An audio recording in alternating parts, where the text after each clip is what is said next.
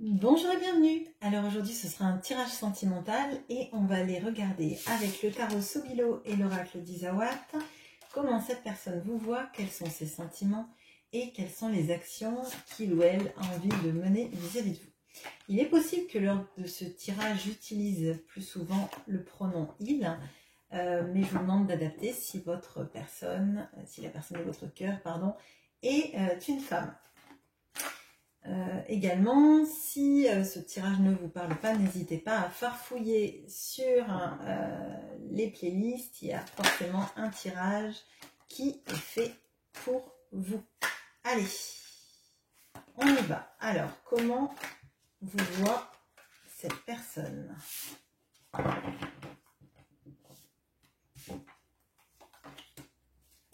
Quels sont ses sentiments?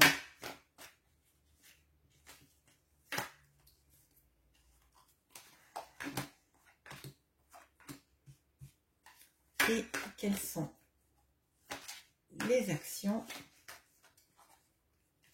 qu'il ou elle a envie de mener vis-à-vis de vous?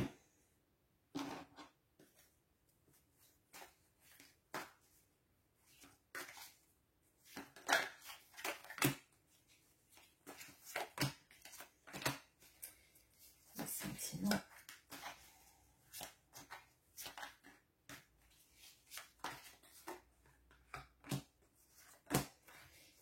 Les actions. J'éclairerai si jamais on reste dans une sorte de flou.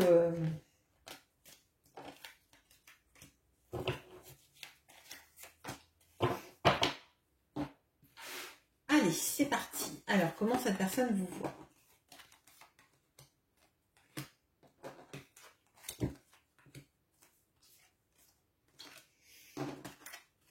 Alors, on a le chariot et la joie. On a le valet de pentacle et le phénix.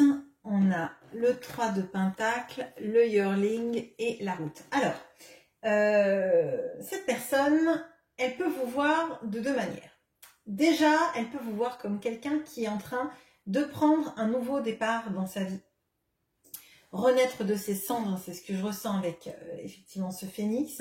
Et on a la notion du chariot et la notion de la route avec tout ça, qui encadre tout ça. Et pour moi, il est possible que vous soyez, bon, sur le départ, alors c'est peut-être le départ des vacances, c'est peut-être aussi quelqu'un que vous êtes en train de déménager ou de construire votre vie ailleurs. Il peut y avoir quelque chose de vraiment dans le concret en fait, hein, dans le sens propre des choses, quelqu'un qui avance, qui quitte un endroit pour aller dans un autre. Hein. Là, c'est possible. Il y a aussi au sens figuré que vous êtes en train de mettre en place des actions dans votre vie pour avancer. Avancer pour vous sans vous retourner, moi je le ressens.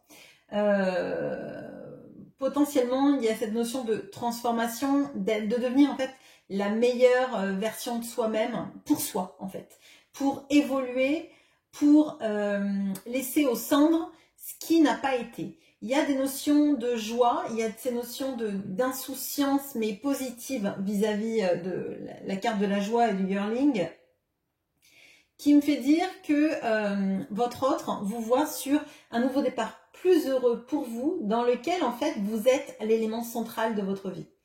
On a le valet de pentacle et le 3 de pentacle, et pour moi en fait, là il y a quelque chose de... Alors, soit d'un nouveau travail, soit d'une nouvelle, d'un nouveau focus de votre vie sur ce qui est alors matériel, mais pour vous en fait. Vraiment, là pour moi, il y a cette notion de nouveau départ et de cette nouvelle chance qu'on se donne de devenir une autre personne, de réussir, de briller, d'être dans la joie et de ne s'attirer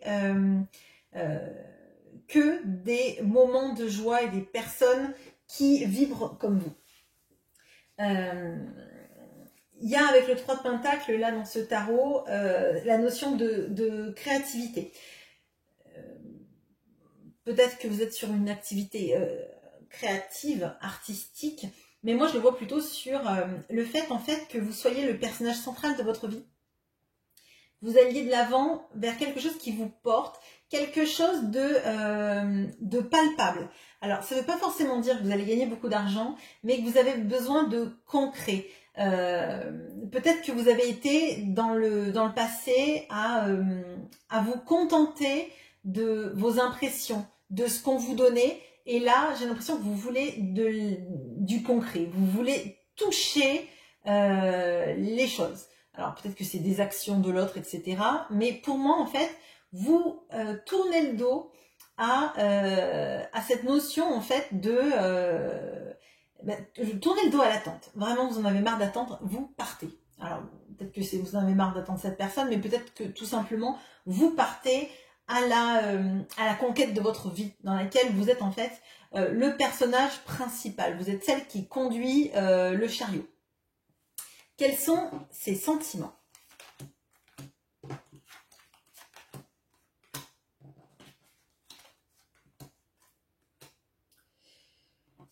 Alors, on a le roi d'épée et le chat. On a le 6 de bâton et les pingouins. Et on a le valet d'épée et le grand cœur. Alors, déjà, on a cette notion d'avoir sur la même ligne le roi d'épée et le valet d'épée. Alors, moi, ce que ça me dit, c'est que vous avez quelqu'un là qui a toujours été dans sa zone de confort. Quelqu'un qui pouvait être une personne qui réussissait beaucoup dans sa vie, qui menait de main de maître des négociations, qui avait un mental très fort, qui dominait vraiment son mental, parce que c'était quelqu'un qui se mettait dans des situations dans lesquelles le mental est challengeant et challengé aussi, et il y avait des passes d'armes que cette personne gagnait.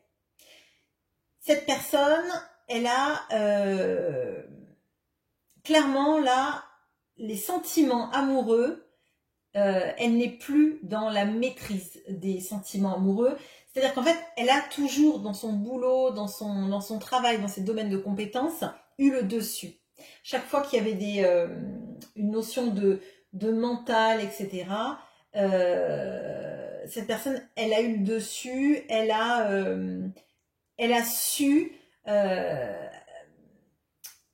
comment dire, affirmer ses idées. Et dans le sentimental, on voit qu'il y a le grand cœur avec le valet d'épée. Donc, pour moi, cette personne, elle est dans la recherche de ce qui pourrait vous conquérir. Là, il est possible qu'il y ait quelqu'un qui vous observe beaucoup sur les réseaux, qui cherche le moyen, en fait, oui, de vous plaire, de vous séduire, de vous attirer à elle, parce que, elle vous aime. On a le grand cœur sur cette ligne, mais j'ai l'impression qu'elle est très pataude dans sa manière de montrer les sentiments, parce qu'elle ne sait pas quoi vous dire. Là, pour moi, il y a une personne en face qui a toujours su maîtriser son discours, sa communication par rapport au travail, parce que c'était dans sa zone de sécurité, de confort, qu'elle a toujours su faire ça. C'est quelqu'un qui doit avoir du bagou et qui doit savoir parler. Mais à vous, cette personne, elle ne sait pas vous parler. Elle est dans une impuissance à vous dire les choses comme elle les ressent. Je pense que vous ne savez même pas à quel point vous êtes le grand cœur pour elle, donc que les sentiments qu'elle a pour vous, parce qu'elle ne le maîtrise pas. Elle ne maîtrise pas et elle voudrait, en fait, alors c'est l'image que j'ai dans la tête, c'est vraiment le stalker, mais stalker. Pas genre You sur Netflix, hein, c'est la série si vous connaissez. C'est plutôt la personne qui va vous observer sur Internet pour savoir ce que vous aimez, par exemple. Je sais pas, qui va aller sur Facebook, regarder vos j'aime ou pour savoir ce que vous aimez et engager la conversation sur des points communs que vous pourriez avoir, par exemple. Vous voyez, c'est pas un psychopathe qui va aller vous éplucher votre courrier, fouiller dans vos poubelles et tout ça, c'est pas ça. Hein. Pardon.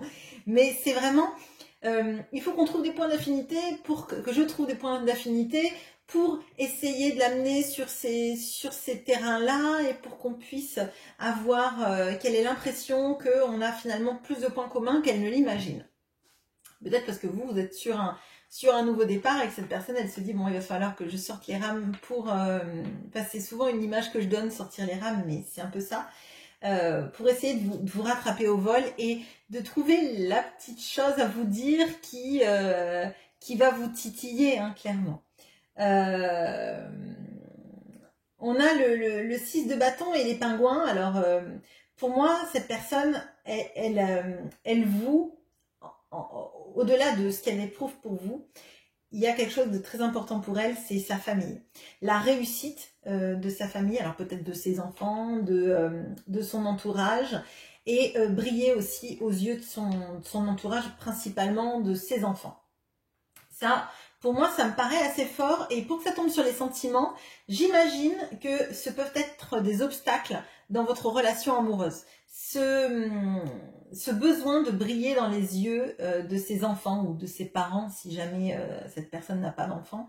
Mais moi, je le ressens plus comme les enfants. Hein. Si ça vous parle et que votre autre a des enfants et que cette personne elle a besoin d'être sur un piédestal vis-à-vis de ses enfants et de se réjouir de la réussite de ses enfants et que ça revient, que c'est redondant, c'est quelque chose qui est assez fort et qui est côte à côte avec l'amour qu'elle ressent pour vous et cette incapacité à vous montrer, à vous dire et à trouver des points communs ou des points d'accroche. Bon.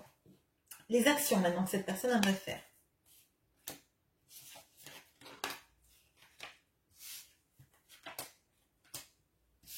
Alors, on a le 8 de denier et le miel. On a le 5 de bâton et l'aurore. On a le cavalier de coupe et l'abondance. Alors, là, moi, ce que je ressens, c'est que cette personne, elle a envie de travailler à la douceur. La douceur principalement de ses mots. Vous avez peut-être quelqu'un là qui n'est pas forcément extrêmement attentionné, ou en tout cas par les mots, puisqu'on voyait que cette personne était assez avait du mal à communiquer ses sentiments et avait du mal à trouver des points d'accroche pour vous attirer en fait. Et pour moi, elle a envie de travailler sur la manière de vous rendre sa parole douce comme le miel. C'est ce que je ressens. Elle a envie aussi d'une nouvelle façon en fait de se comporter avec vous, loin des disputes, des prises de bec, des prises de tête, elle veut plus en fait. Si jamais ça vous parle et qu'il y a eu des prises de bec entre vous, et je pense que si c'est le cas, il n'y en a pas eu qu'une, cette personne elle a envie que ça cesse complètement en fait, que vous ne soyez plus dans la prise de tête, quoi, clairement. Avec le cavalier de coupe et l'abondance, moi, j'ai l'impression que cette personne, elle a envie